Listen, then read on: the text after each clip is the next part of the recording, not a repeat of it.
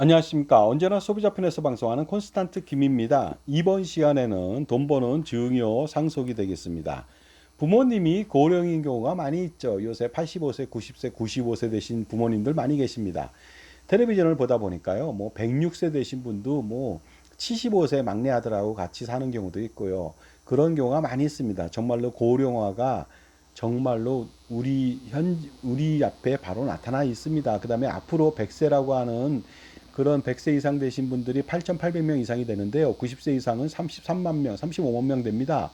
앞으로는 수백만 명이 될 것으로 보입니다. 그러나 고령이라도 상속세 증여세를 위해서는 사전 증여할 필요가 있습니다. 그런데 고령이 아니신 50대, 60대라면요. 미리부터 하는 것이 가장 좋겠죠. 왜냐하면 그만큼 운신의 폭이 넓기 때문에 그렇습니다.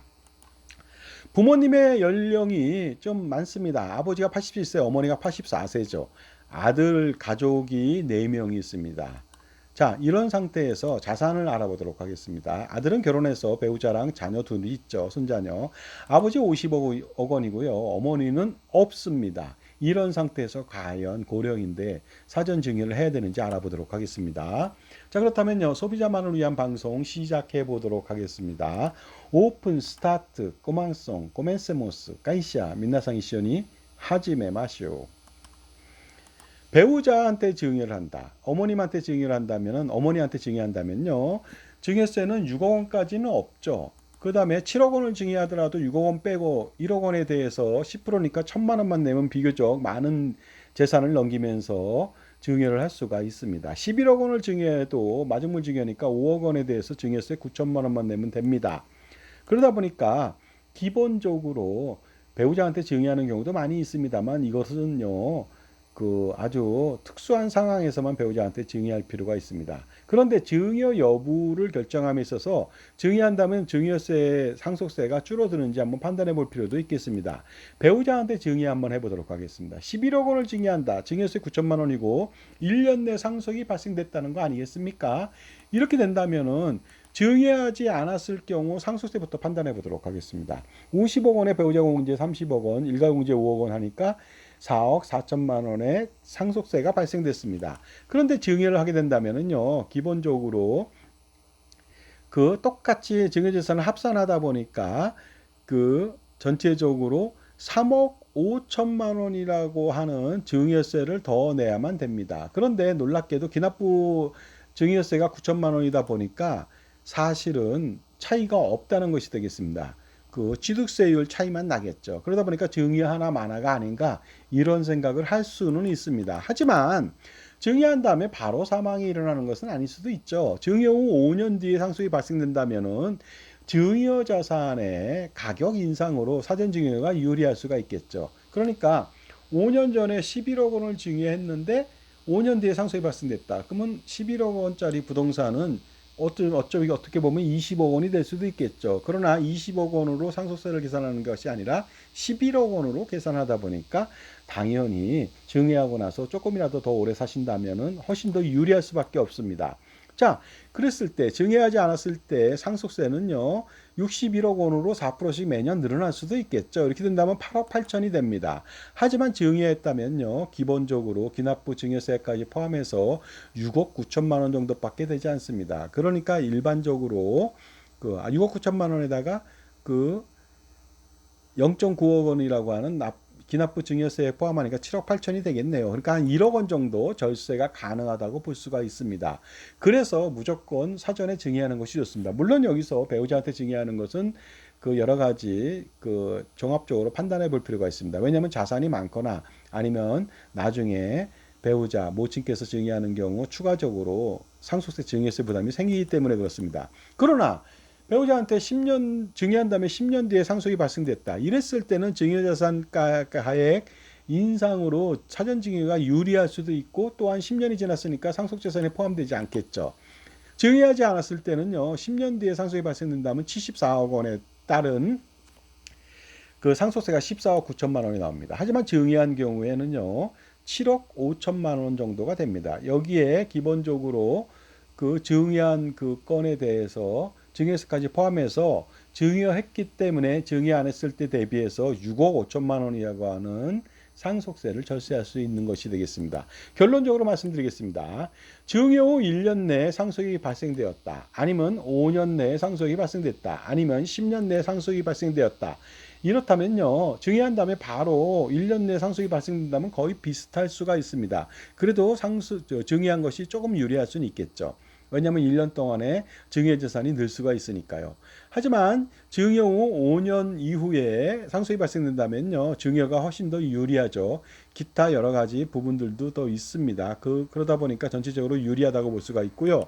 증여 후 10년 내에 상속이 발생됐다면 10년 이후에 상속이 발생된다면 당연히 증여가 훨씬 더 유리할 수밖에 없는 것이 되겠습니다.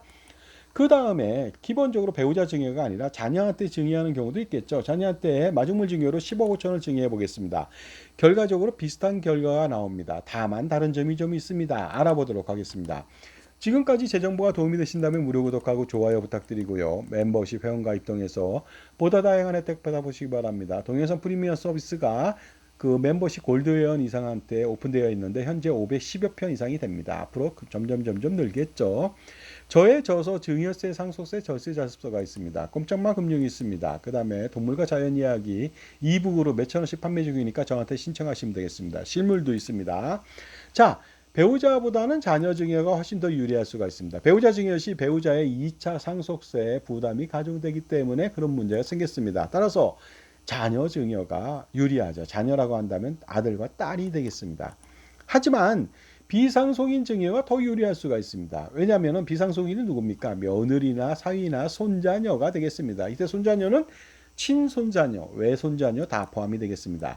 만약에 비상속인한테 증여를 하게 된다면 가령 며느리한테 5억 천, 성년 손자녀한테 5억 5천씩을 증여한다면 16억 1천만 원을 증여하지만 증여세는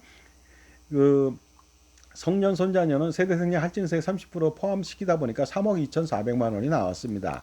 비교적 많지는 않지만 어쨌든 부담은 되겠죠. 하지만 5년 후, 증여 후 5년 후 상속이 발생된다면은 기본적으로 증여하지 않았을 때 상속세는요, 61억 원에 대해서 8억 8천만 원의 상속세는 피할 수 없지만 증여한 다음에 5년 뒤에 일어났다. 그렇게 된다면요, 상속세는 3억 원 정도가 됩니다. 물론 증여세 낸 것까지 포함해서 2억 6천만 원의 절세가 가능합니다. 더욱 중요한 것은 5년 뒤에 상속이 발생됐을 때 며느리, 사위, 손자녀한테 상속재산이 포함되지 않으니까 이런 절세가 되는데요. 그 기간 동안에 손자녀한테 엄청난 자산 증식이 되겠죠. 그래서 추가적인 이익이 발생된다고 볼 수가 있습니다. 자녀에 대해서 추후 증여세나 상속세 부담이 또 해소될 수 있겠죠. 왜냐하면 며느리 사이한테 증여를 하고 손자녀한테 증여하면 그만큼 손자녀한테 비상속인들한테 증여한 게 많다 보니까 자녀들한테 증여할 수 있는 금액이 줄 수 있죠. 상속세가 줄 수 있죠. 그러다 보니까 훨씬 더 비상속인한테 많이 증여하는 것이 효과적이라고 말씀드릴 수가 있습니다. 비상속인한테 만약에 증여 후 만약에 그 부동산을 증여했는데 개발 호재가 있다면 정말로 이익 향유라고 하는 것은 말도 못하게 엄청난 혜택이 될 수가 있으니까 반드시 배우자보다는 자녀보다는 비상속인 증여가 훨씬 더 유리하다는 말씀을 드리겠습니다. 또한 이런 것들이 있겠죠. 손자녀나 비상속인한테 증여했을 때 상속 발생됐을 때 5년 경과된다면 상속재산에서 제외되니까 상속 시 상속재산이 50억 원이 안 될 경우가 있습니다. 50억 원 초과하면 나중에 문제가 됩니다. 지방국세청에 조사를 받게 되거든요. 따라서 손자녀한테 증여했더니 비상속인한테 증여했더니 5년 뒤에 상속재산에 포함 안 되니까 41억 원밖에 안 됩니다. 따라서 일선 세무서에서 조사를 하니까 한결 더 수월할 수도 있다. 이런 내용이 되겠습니다. 만약에 50억 원 비상속인한테 증여하지 않고 자녀들한테만 증여했다면 50억 원 초과되겠죠. 그러면 금융 거래 내역 일괄 조회를 상속 개시년부터 10년 동안 할 수도 있고 그 이상을 할 수도 있겠습니다. 그러니까 어떻습니까? 상속세 부담이 가중될 수밖에 없습니다. 그 다음에 조사 대상도요. 그런 어떤 상속인들만 보는 게 아니라 비상속인, 상속인, 특수관계인, 가족관계들도 다 볼 수도 있다는 것이죠. 그렇다면 털면 먼지 안 나오는 사람은 없다고 말하는 것처럼요. 그러니까 기본적으로 50억 원을 초과되지 않게 증여하는 것. 그 다음에 그러기 위해서는 비상속인한테 증여하는 것이 가장 좋습니다. 그 다음에 상속인에 대한 자금 출처 조사에 대해서요. 기본적으로 그 추정상속재산 제도라든가 미신고 증여재산 같은 것이 있었을 때는 나중에 문제가 될 수가 있습니다. 따라서 비상속인 사전증여가 아주 유리할 수가 있는데요. 어떤 자산을 어떻게 증여하느냐, 이거 굉장히 중요하다고 볼 수가 있겠습니다. 왜냐하면은 사전 증여를 할 때 추정 상속 재산은 1년 내 2억 이상, 2년 내 5억 이상 증여한 경우, 아니면은 뭐 재산에 어떠한 그 구입을 했다든가, 아니면은 그 추정 상속 재산으로 인해서 재산의 감소, 뭐 여러 가지 문제가 있겠죠. 부동산을 팔았다든가 아니면 돈을 인출했다든가 이랬을 때 문제점이 많이 발생되었고 추정 상속 재산을 피할 수가 없는, 그래서 상속세 폭탄을 맞을 수도 있는데요. 비상속인들에 대한 사전 증여를 다각도로 많이 함으로써 이런 부분들에 대한 리스크를 줄여갈 수가 있게 되겠습니다. 하지만요, 이렇게 무조건 좋다고 해서 무조건 할 수는 없는 노릇이죠. 왜냐하면 자기에 맞는 컨설팅이 필요한 것이 되겠습니다. 무조건 나이가 먹었다고 증여하는 것이 좋다, 아니면 젊다고 무조건 증여하는 게 좋다, 어떤 재산을 증여할 것이냐, 이것도 굉장히 중요하고, 어떻게 증여하느냐, 부담보냐 아니면 단순 증여냐, 그 다음에 손자녀한테 더 많이 증여할 것이냐, 며느리 사이한테 더 증여할 것이냐, 자녀한테 더 증여할 것이냐, 이런 여러 가지 복합적인 변수들이 많이 있습니다. 그래서 종합적인 판단을 해야 됩니다. 그러다 보니까 종합자산관리사의 그 능력 있는 그 절세 컨설팅의 가치라고 하는 것은 돈으로 환산하기 어렵습니다. 수십억, 수백억 될 수 있잖아요. 그러니까 컨설팅을 받아보시기 바랍니다. 자산을 지키고 돈을 버는 길이 되겠습니다. 특히 투자에서는 돈을 확실하게 번다고 자부할 수 없지만요. 왜냐하면 투자는 신도 모릅니다. 하지만 절세는 정말로 확실한 현재와 미래를 보증해 준다고 말씀드릴 수가 있습니다. 그러니까 자신의 편에서 조언해주고 관리해주는 멘토, 종합자산관리사의 그런 절실한 어떠한 멘토, 그 조언이 필요하지 않겠습니까? 그래야 줄줄 새는 돈의 낭비를 막고 엄청난 수십억, 수백억 돈을 절세할 수가 있습니다. 누구를 만나느냐에 따라서 복불복이 되겠죠. 오늘 복을 한번 찾아보시기 바랍니다. 여러분 편의 종합자산관리사를 만나보시기 바랍니다. 세상에 공짜는 없는 법이죠. 그럼에도 불구하고 공짜를 찾아서 다니신다면 여러분 큰 코 다치게 됩니다. 그러니 제값 치르고 제대로 된 컨설팅을 받아보시기 바랍니다. 0.01 주고 99.99를 가져가면 되는 거 아닙니까? 자산가라면 엄청난 고민이 많겠죠. 단 한 방에 해결할 수 있습니다. 콘스탄트 김의 NGP 플랜, 넥스트 제너레이션 플랜을 통해서 100년, 만년 동안의 세금 우산을 펼쳐 제공할 수가 있습니다. NGP 플랜 세미나 안내해 드리겠습니다. 7월 22일이 되겠습니다. 보시는 바와 같이 북악 스카이웨이에서 하는데 신청 방법 등 참조해 보시고 모르시면 저한테 전화 주시면 되겠습니다. 010-5473-9327 오시는 분은 제 저서에 사인해 드리거나 이북을 전해 드리겠습니다. 하늘 레스토랑에 멋있는 정경하고 그 다음에 정경도 훌륭하지만요, 야경도 훌륭합니다. 북악 스카이웨이는 오시는 길도 드라이브 코스로 최고죠.